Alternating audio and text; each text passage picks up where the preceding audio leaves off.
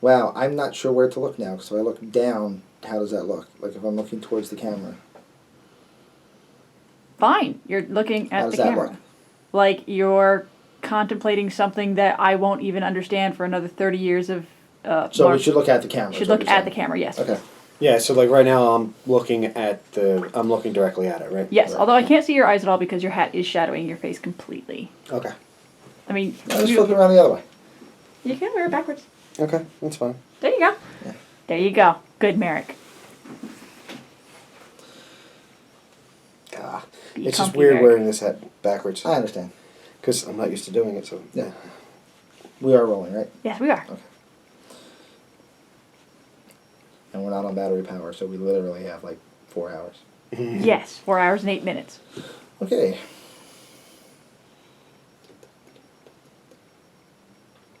Hello and welcome to another edition of the Sunday News. As you can see, Belgrath 97 has transformed himself into Merrick. Hi, everyone. Belgrath 97 is still recovering from all of the craziness that was our run through at Templecon. Templecon! So he unfortunately is not here this Sunday. We're going to bang through this anyway and make sure that we get some news out to you guys. All right, so a couple things happening this past week. We're going to go through first a couple news articles. There is more blow up in the Dust Battlefront fiasco. Yeah, fiasco I think is a good word for that. To be fair, as a disclaimer, we do not have a dog in this fight because we in fact did not back that Kickstarter. So we're pretty much just covering this for the community, and how it plays out really isn't going to affect our cabinet at all. Just mostly making sure to let people know what's happening. Yeah, it is still, certain elements of it are still delayed. We are still looking at, I don't know. It kind of feels like to me it's a big game of tag. Let's see who's it. Yeah, I know people at Battlefront, and I know people at Parente Studios. So what I'm going to say is that both sides are saying the other one's at fault, and both sides are not entirely wholly incorrect. So I think there's a little bit of blame to go around on this one. If you read the forums, Parente's people are being a lot more vocal than Battlefront is, which is professional on Battlefront's part. They do have a working business relationship with these people, and they don't want to wreck it.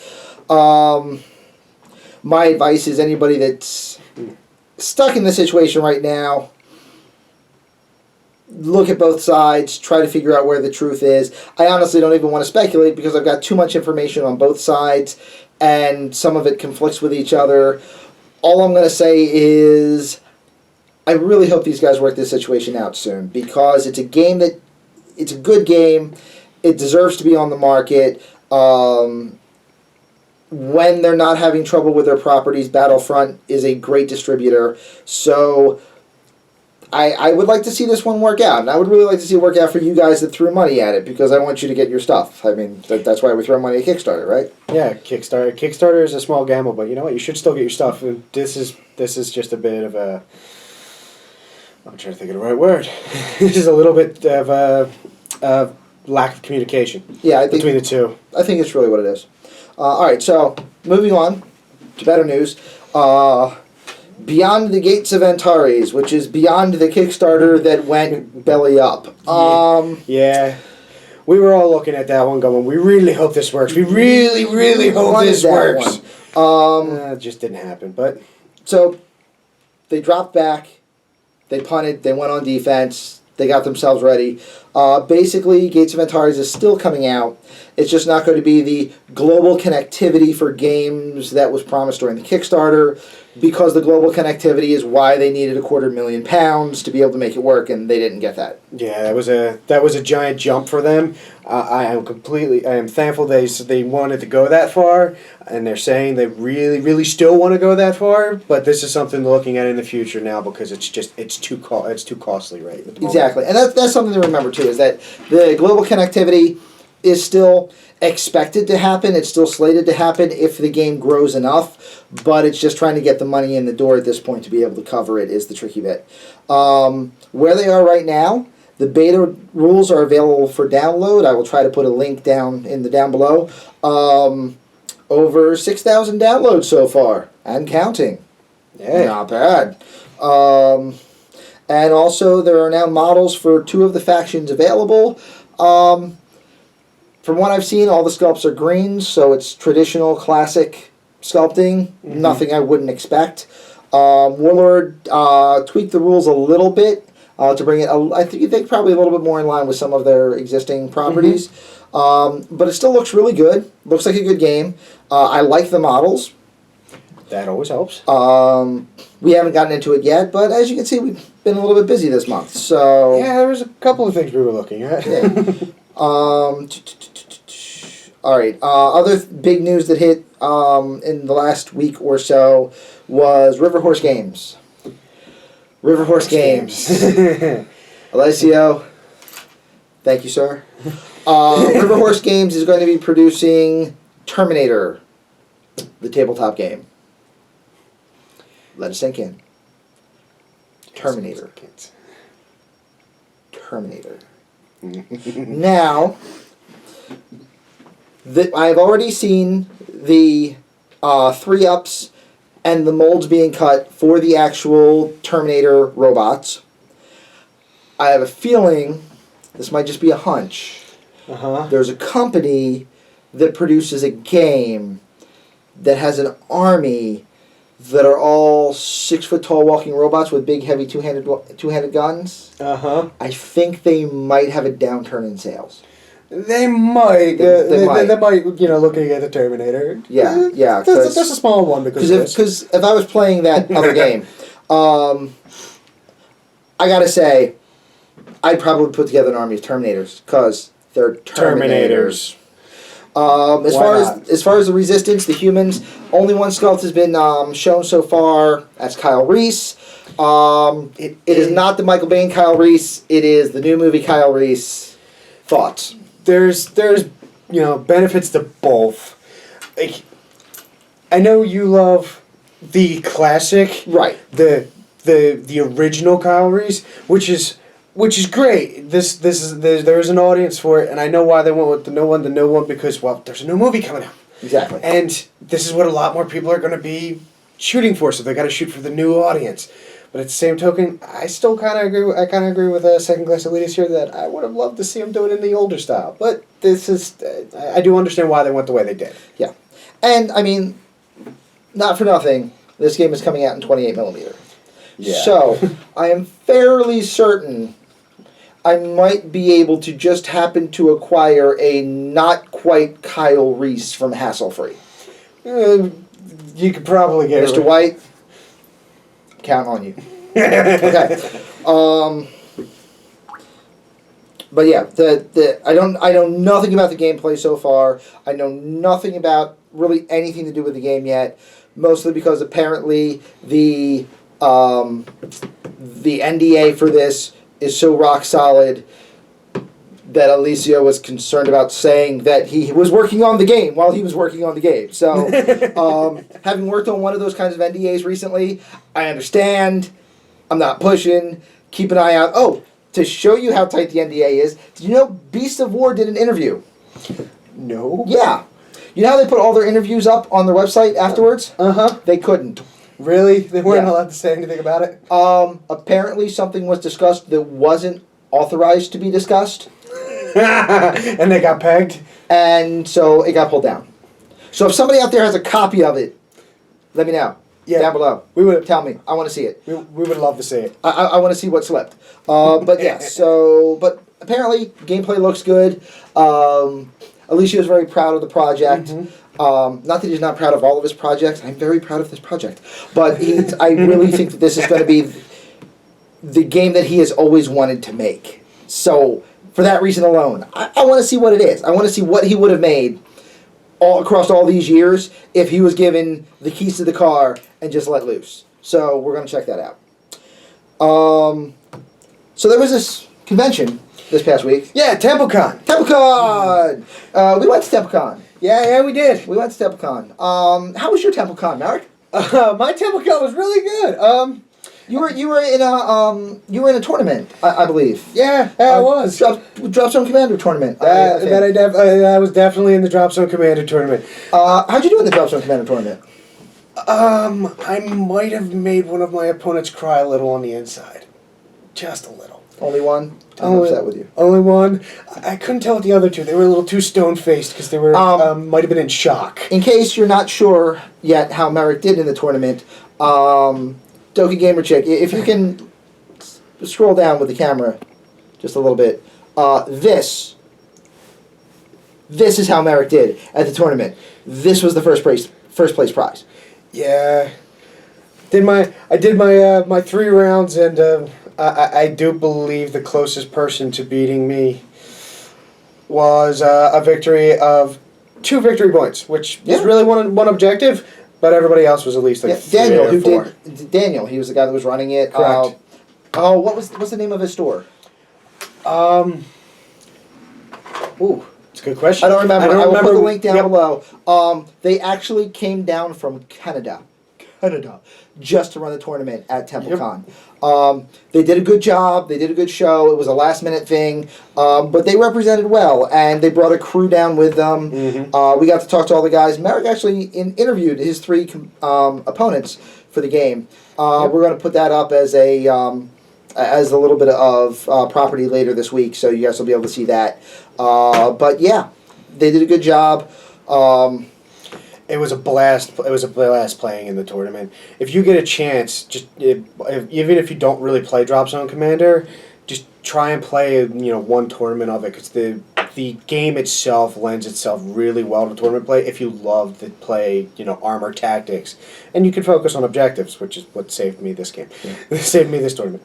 And also, if you're watching us from Canada, thank you. And if you're anywhere near this store, go give them a look, especially if you're interested in Drop Zone at all, because, they ran a good show, tired, exhausted, in a foreign country. So I can only imagine that in their own store, their property is going to be pretty hot.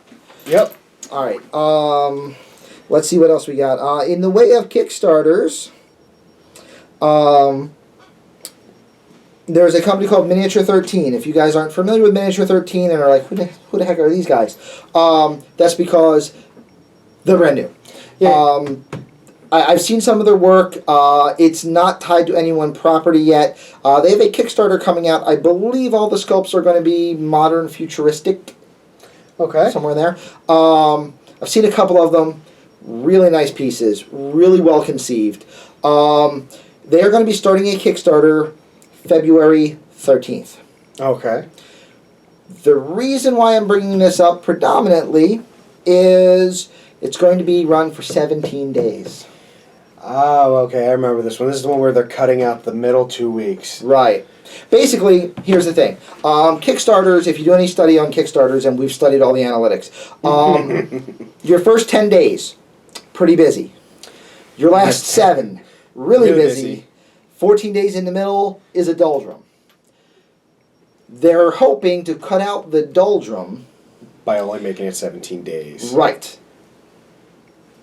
Their theory, if that works, is good. The downside is they might cut out the last 14 days or the first 14 days. Right.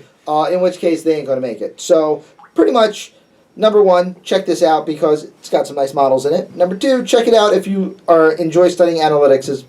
Well, I was going to say as much as Belgarath 97 does, but no one enjoys studying analytics as much as Belgarath 97. I don't think anybody does. He stares at analytics almost every day. He scares me. He does. There's a little bit of a creepy factor in that. There is. Big, bald, creepy guy. Creepy guy. Every club needs a big, bald, creepy guy, right? We're just happy we have ours. So yeah, Miniature 13. You also have a stick to keep him away from us too. Miniature 13, February 13th, for 17 days. Should have been another 13. How dare you? But keep an eye out for that. Kickstarter news number 2, APC Games. The big ship. Yeah. So, Second Class Leaders was telling me about this ship. This ship is huge. The game's what, 15 millimeter, you 15 said? millimeter. 15 millimeter. The ship's supposed to be like this big. I could fit a hoagie on top of the ship and still feel safe at setting it down without the hoagie falling over.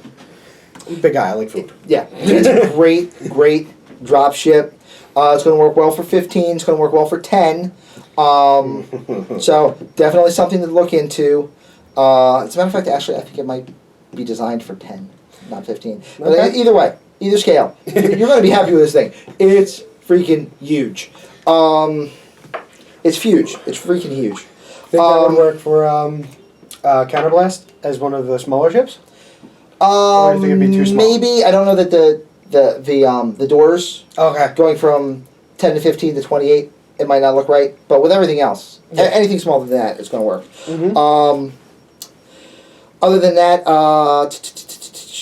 that Kickstarter is going to be up soon. APC Games has a lot of neat stretch goals set up, additional equipment, additional bays. By the way, did I tell you about the bay? No, you actually didn't. Okay, there are 2 bay inserts for this dropship. Okay. One is a vehicle bay insert, Okay. okay, and the other is the infantry bay with all of the bolt solid chairs Nice. in place. Uh-huh.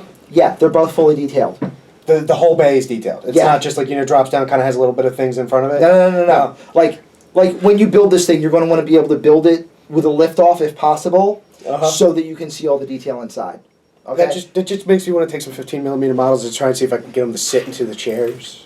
Funny you should bring that up. I actually think that seated models may actually be something that APC Games has either as a stretch goal or following up in their shop after the thing. Wow. Also, they're doing stretch goals for some new versions of their other models. I want to say they're called Valkyries, but they're armored power suits. Okay. That are also going to be part of the Kickstarter. Really good stuff. We're just starting to get into 15 millimeter scale. You're going to have to excuse me if I'm getting any names wrong, but this is stuff that you definitely want to check out.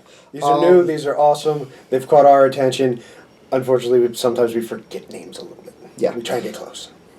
So, also, as a follow-up to last week, when I talked to you about the Death Kiwis from Arc World. Mm-hmm. Arc World's Death Kiwi. From Warplock Games. Said these were giant flightless birds that you really wanted to pick up because they're giant flightless birds.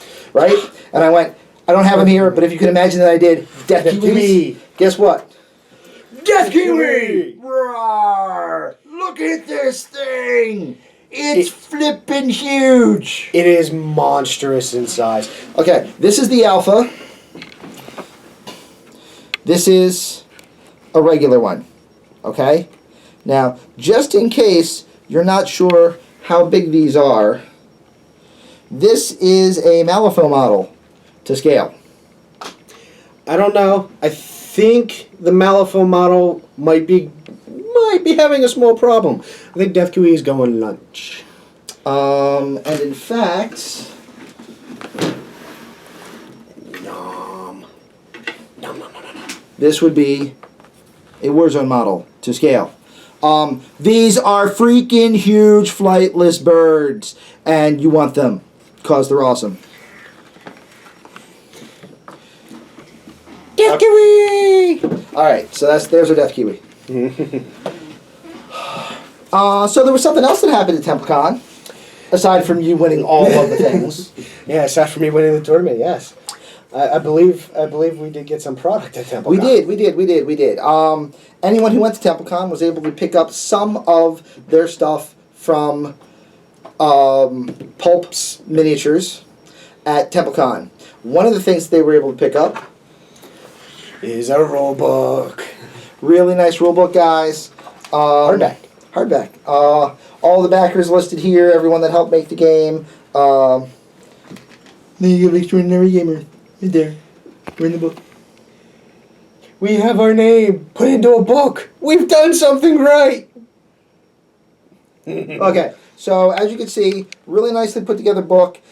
This one's going to be really easy to follow. Nice, bright pages. Even when they do the column shading, it's still only a mild dove gray. So anyone out there that gets upset with really awesome rule books because due to dyslexia or something else you can't read the page, because they get too busy. This one, you're not going to have that problem. So this is going to help you out a lot. Lots of pictures of some of the new models, some of the old models. Entries for some of the some of the new monsters that you can play. There's none of the cards in here, but that's because all the cards are in fact available, so you're not going to have to worry about that. But yeah, and it gives you a good overview on some of the different factions. Really good rulebook. There is fluff running through the entire thing, and apparently it's a cohesive story, start to finish. Just kind of floating from one section, one squad to the next. But yeah, lots of really good stuff. Really looking forward to getting into this thing. We also picked up the models. We have not opened the models yet. Okay, well, we have. We're not showing you the models because we're saving the models for a upcoming draft that we're doing between all of the club, because we went in for the collector's pledge as an entire club. So we're going to be... Yeah, if you have a choice of making, what, 4 or 5 pledges, or everybody spending, what was it, $100, I think it was? Yeah, I mean, it's all worked out to. We wound up each dropping in like $100, and we collectively have everything. Whereas before we were each going to spend $150 and have 20 things. Yeah, it saved everybody in our club a lot of money that way, and we still got everything, and it's still in the club. So and they weren't ready. No, for how many models got unlocked. No, they weren't. No. I feel bad. I really do. I hope we didn't hurt the company too much because they made no money off the collector's pledges. I'm telling you guys. No. There was also some other things that we picked up. A couple other small companies that we looked at while we were over there. One of them, in fact, was the MDF company that produces this little gem. That would be a console if you can't see it very well. And it is very detailed. I was very surprised when Second Class Leaders showed me it. Good. Nice little piece. Tectonic Crafts. I'm probably going to do a little bit of a write-up on them in a little bit on the blog, so keep an eye out for that. But a couple other companies. Belgrath picked up some terrain from a couple other people as well that he's going to talk about. Mm-hmm. But yeah, I mean, just, when you go to these cons, guys, don't always sit at the big guys' store and buy just from the big stuff. Walk around and talk to some of the small market vendors, because you might find some really unique stuff that way. Mm-hmm.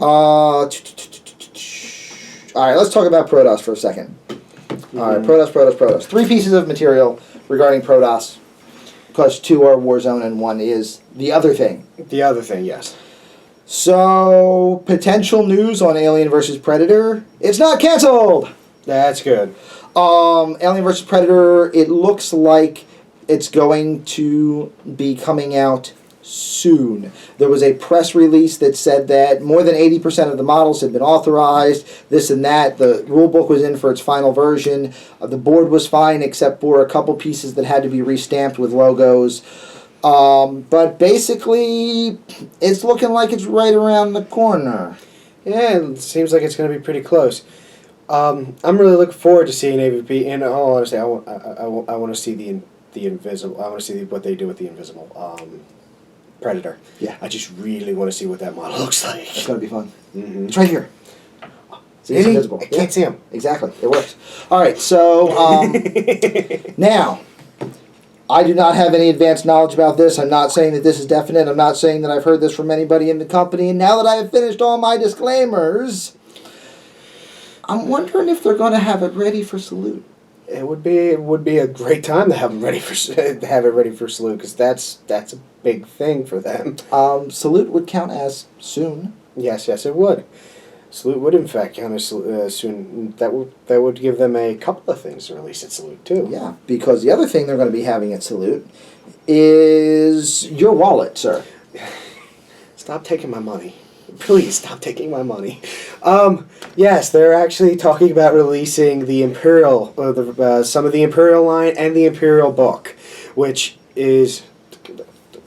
Do I have my wallet on me? Because you could just take it now. Yeah, I want those. I want lots of those. Yep. The Wolfbanes. The Wolfbanes. The Morning Wolves. The Bauhaus Bully. The Bauhaus Bully is the Necromower on that? I'm not sure if the Necromower model is going to be available or not.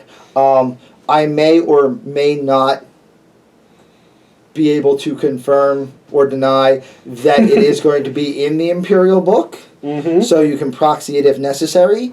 I'm not sure if the model's done yet. I would say it's probably going to be, because that's one of those that I would expect you'd have ready. But yeah, salute Imperial and House Bully. They're going to take my money. They're going to take all of your money, sir. Also, as far as Warzone goes, not exactly Protoss related, but if you are currently playing Warzone Resurrection, and if not, try. Give it a shot. It's a great game. On the web, look up Cartel Tactical Center magazine. It is an e-zine, it is a fanzine, it is a WZR zine. It's good. It's got some good reviews for units. It's got good tactical situations. They do a little, what would you do as the commander thing. Right. They push you a little bit, and it's got a lot of information in there that can help you to improve your game and also inspire you to play more. So definitely take a look at them. I will also put a link in the down below for that. I think that might have actually been all of our points for today. Yeah, I don't remember there being anything other than that. All right, so now that we are officially back from Templecon, we will be able to now resume the 2 campaigns that we're currently playing, and taping, and editing, and loading up to the interwebs all at the same time. And writing other articles. Yes. We might actually be able to... I think I have fixed a little bit of a problem. I know. I feel sorry for you, man. I put this on myself, right? Yeah. Okay. One of the things that we're doing to try to speed up the process is the problem is the computer we've been using to upload to YouTube is the same computer that has all of our editing software on it, which means I can either be editing material or uploading material. For short things that are uploaded in an hour or two, it's not a big deal. I can do that while I'm at work or in the hour or two that I sleep. For longer things like battle reports, sleeps for suckers. For longer things like battle reports, it just hasn't been working out. So I'm actually going to be setting up a separate machine dedicated solely just for putting things up to YouTube, so that hopefully should allow us to speed up our process a little bit and definitely be able to get in our 3 battle reports a week. Because, basically, it's just simple math. I've got 2 cameras, potentially 3. If I'm shooting a game that takes 2 hours to play, that's 4 hours of footage. Anyone who's done any editing will tell you that 4 hours of footage generally requires between 4 to 6 hours of editing. So I've got a 2-hour game, 4 to 6 hours of editing, and then the time it takes to upload it. These things are taking a lot of time. We're still going to do them, and I'm glad that we're doing them because it's awesome, and I hope you guys are enjoying them. But the logistics of it, we did not perhaps think through all the way before we started. That potentially 10 to 12 hours it takes to get the one video up is a little rough trying to do it. Yeah, so we are back from Templecon, so we're going to be able to get started on that. I'm going to be pushing those out a little bit. Other than that, we've got another battle report that's going to be going up, which was a Malifaux starter box battle between myself and Ali Alcatraz for the Chinese New Year. Guess what factions we played? I don't know. Which ones was it? Yeah. So that's going to be coming up. Neat little piece on that. Other than that, there's one other Kickstarter we wanted to talk about that I forgot because I didn't put them in my notes. Because we didn't get done with this till after midnight and then had to drive home because the thing was crazy, stupid fun. Yeah. We left at midnight. I think I got home around 5. I dropped him off and just left. Yeah. So skid marks. All right. I'm not a big board game guy. I don't talk about board games, and I really refuse to play board games that don't have models that I can paint. Skid marks. This game was crazy. We were introduced to this game in a very particular way. We sat down in the room. He put the game down in front of us and said, "I'm going to walk you through the first turn." He walked us through the first turn, and it was so simple, so easy, so much fun. We literally just ran with it for the rest of the what was it, 30 minutes, 45 minutes we played the first game? Yep. And then after that, we want to play again. And then we looked at the time after the second game was over. It was 12 o'clock. We went, wait, we want to play again. But we need to leave. But we want to play again. His game was awesome. If you look, excuse me, I would really suggest that you look for this the Kickstarter for this. It is a post-apocalyptic race game. I mean, right at the moment, I believe he has 4 different cars that he was showing us. The basic starter box is going to be 4 different cars, with stretch goals being up to 12. Each car is a car and driver combo. Each car and driver has unique abilities and properties. Seriously, really, really fun game. And he's a good guy. He's got a fun project. He just needs help getting it put out there. This is actually a real Kickstarter, guys. And this is actually what Kickstarter is supposed to be for. Yeah. So, definitely worth looking at this. I'm just telling you, if you set aside $60 to throw it at skid marks when it comes out, you are not going to be disappointed. Yeah, like I was saying, we literally wanted to play that 3rd or probably 4th or 5th game. It was just too late.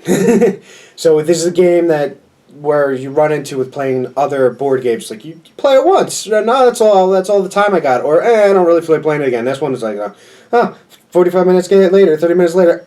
You want to go again? Yeah, absolutely. Yeah, keep going. Yeah, sure. We're good.